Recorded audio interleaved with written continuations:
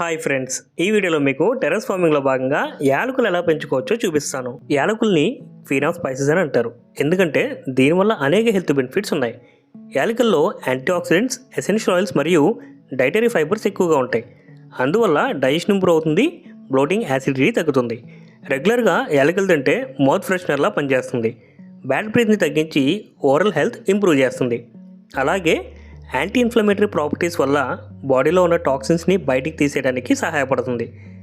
యాలకుల్లో ఉన్న potassium, calcium మరియు magnesium వల్ల హార్ట్ హెల్త్ ఇంప్రూవ్ అవుతుంది. బ్లడ్ ప్రెషర్ బ్యాలెన్స్లో ఉంటుంది. ఇమ్యూనిటీని బూస్ట్ చేయడం, స్ట్రెస్ని తగ్గించడం, స్కిన్కి గ్లో అవ్వడం, ఇలా చాలా బెనిఫిట్స్ ఉన్నాయి. యాలకుల్ని పెంచడానికి 12x15 సైజ్ గ్రో బ్యాగ్ సరిపోతుంది.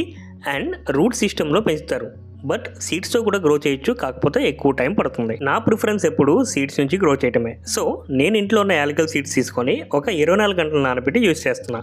దీనివల్ల జర్మినేషన్ కొంచెం ఫాస్ట్గా అవుతుంది. Next soil, cocopeat and vermi compost mix ready చేసుకొని గ్రో బ్యాగ్లో స్ప్రెడ్ చేసుకొని జెంటిల్ వాటరింగ్ చేసి సాయిల్ని మాయిస్ట్గా పెట్టుకోండి. ఇప్పుడు 1 ఇంచ్ డెప్త్లో సీడ్స్ని పెట్టి లైట్గా సాయిల్తో ఒక లేయర్లా వేసి కవర్ చేయండి. యాలకులకి ఇండైరెక్ట్ సన్లైట్ ఉండాలి.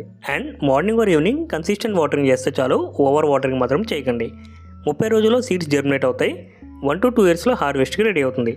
యాలకుల్ని చాలా కేర్గా పెంచాలి. సాయిల్ ఎప్పటికప్పుడు మాయిస్ట్గా ఉండేలా చూసుకోవాలి, లేకపోతే డైరెక్ట్ సన్లైట్కి ఎక్స్పోజ్ అయ్యి సాయిల్ డ్రై అవడంతో సీడ్స్ జర్మినేట్ అవ్వవు. అంతే, ఇలా సింపుల్గా మన టెర్రస్లో ఆర్గానిక్గా యాలకులను పెంచుకోవచ్చు. బట్ పేషెన్స్ చాలా అవసరం.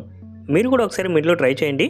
నా వీడియో నచ్చితే లైక్ చేయండి, షేర్ చేయండి. మరిన్ని gardening tips and regular updates కోసం తప్పకుండా ఛానల్ని ఫాలో అవ్వండి.